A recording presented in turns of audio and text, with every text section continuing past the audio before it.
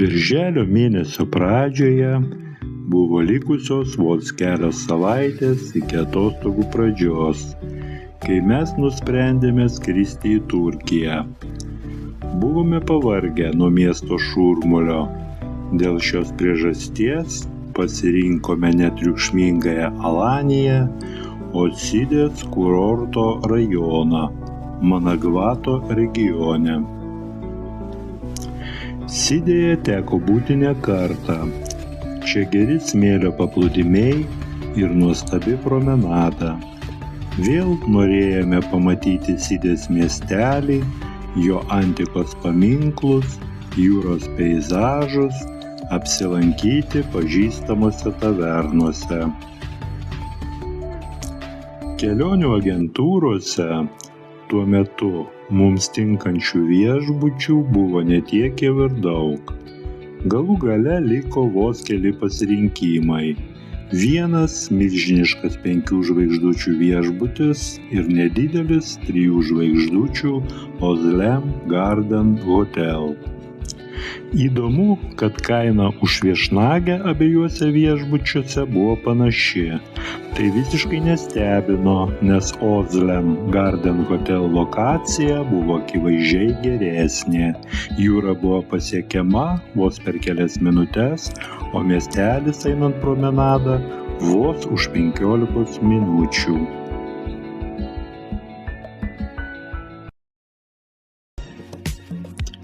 Atsiliepimai apie Ozlem Garden Hotel stebėtinai geri. Personalas, patogumai, švara, kainos ir kokybės santykis, lokacija, viskas įvertinta aukščiausiais balais. Vienintelis minusas tai interneto trūkumas. Bet gerai žinoma, kad tai visos Turkijos viešbučių problema. Kaip ten bebūtų, vėliau teko įsitikinti, kad ir šį nepatogumą viešbučio vadovai išsprendė. Nedidelė viešbutuko teritorija, kurią sudaro gatvelė iki jūros, tiesiog prikaišėta stiprintuvais. Internetas veikia visoje viešbučio teritorijoje, kambaryje, valgykloje, paplūdimyje.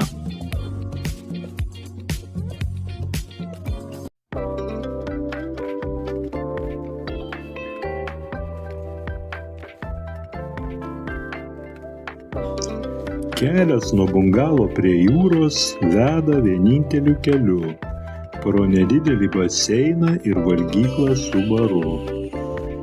Abipus kelio, kurį galima pavadinti vienintelę viešbučio sodo gatve, atostogaujančiųjų bungalai.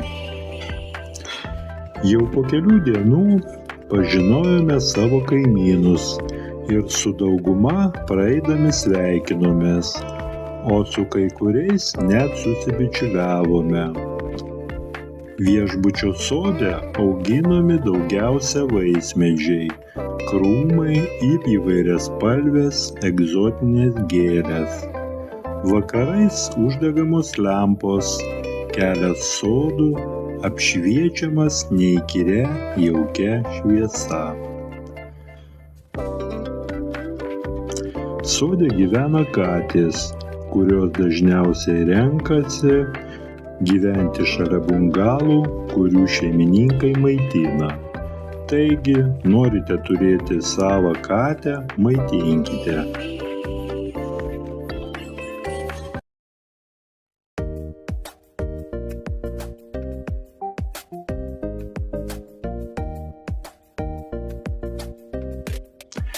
Viešbučio baseinas nedidelis, negilus, retai naudojamas. Jį pamėgusios šeimos su vaikais, tačiau gultai retai kada užimami, kadangi jūra čia pat.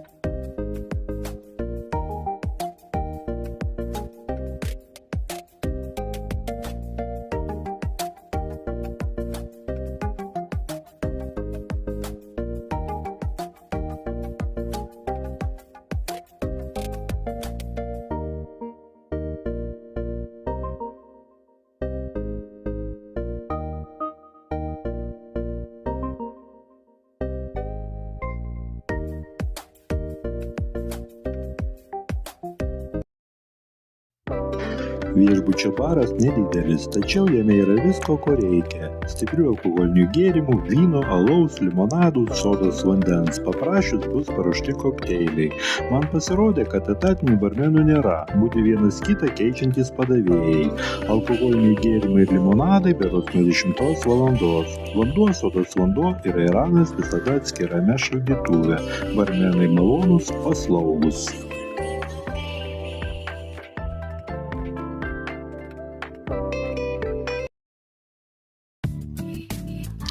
Arbata ir kava visą parą. Valgomieji ledai kiekvieną dieną patiekiami nuo 3 valandų atskirame šaldytuve. Yra kelios valgyklos patalpos. Viena panaši į terasą arti jūros, kita giliau pastate. Ir čia kai kada būdavo jaukiau, nes vėsiau ir mažiau žmonių.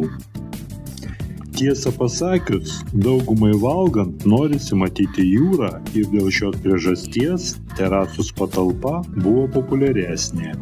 Terasoje rytais gera gerti kavą, o vakarais gurkšnoti vyną ar arbatą.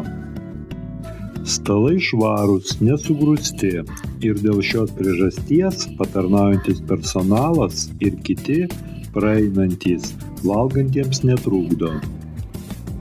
Aptarnaujantis valgyklos personalas labai korektiškas, paslaugus, bet neįkyrus. Teiraujasi, kokių gėrimų pageidauja poilsiaujantis ir laiku renka indus.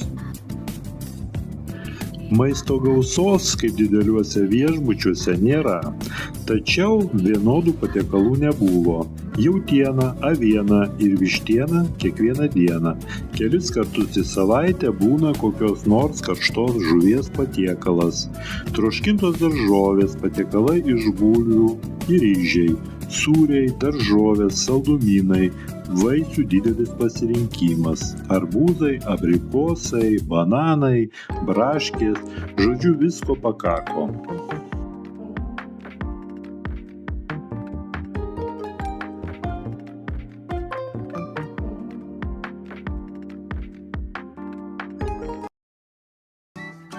Nuo mūsų bungalo iki viešbučio paplūdimio, o mes gyvenome viešbučio gatvės viduryje, vos 1,5 minutės kelio. Visada tuščių gultų buvo pakankamai daug ir jie nemokami. Tačiau, jei norite degintis pirmoje linijoje prie pat jūros, turite atsikelti 6 valandą ryte, ateiti ir norimoje vietoje pasitiesti rankšluostį.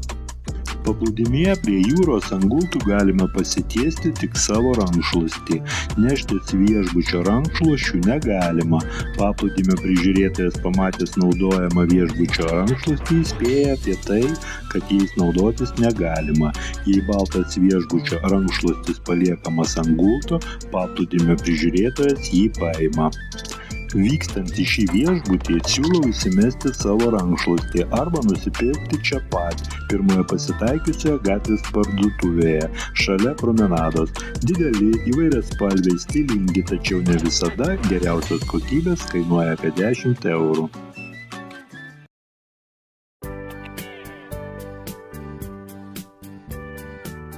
Paplūdimį prižiūri sportiškas ir nuotaikingas vyrukas, kuris atlieka gelbėtojo ir sportinių žaidimų organizatoriaus vaidmenį.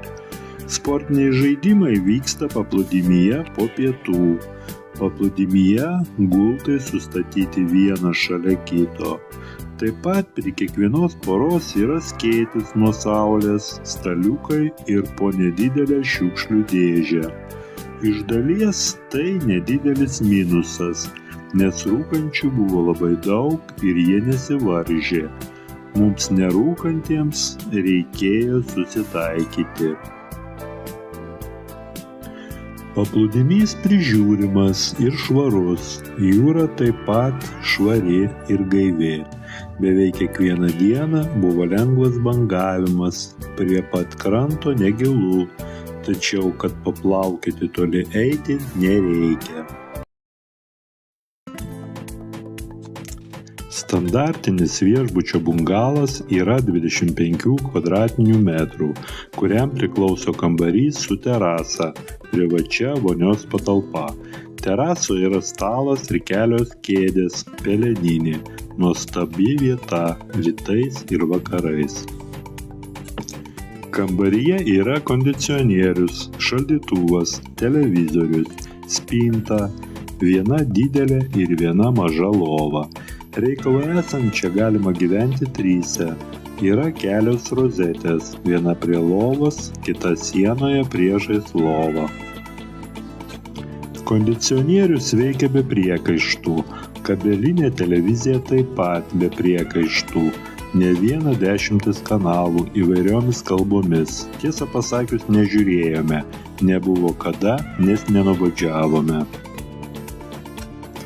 Nedidelis šaldytuvas. Pradžioje mums atrodė, kad veikia per garsiai, bet po kelių dienų bungalę kažkaip pripratome ir jau nebegirdėjome. Šaldytuvas kiekvieną dieną papildomas paprasto ir sodos vandens buteliukais. Bungalas buvo tvarkomas kiekvieną dieną. Patalynė ir keli rankšluosčių komplektai keičiami kiekvieną dieną. Beje, būtų gražu, jei nuostabioms moterims nepamiršite palikti arbatpinigių. Vonioje mums viskas tiko, problemų su santechnika nebuvo. Beje, jei nuspręsite atvykti, įsimeskite šampūno buteliuką. Išskyrus kelis muiliukus, daugiau nieko negavome. Teko su tuo susitaikyti, prisiminus, kad tai vis tik ne 5 žvaigždučių viešbutis.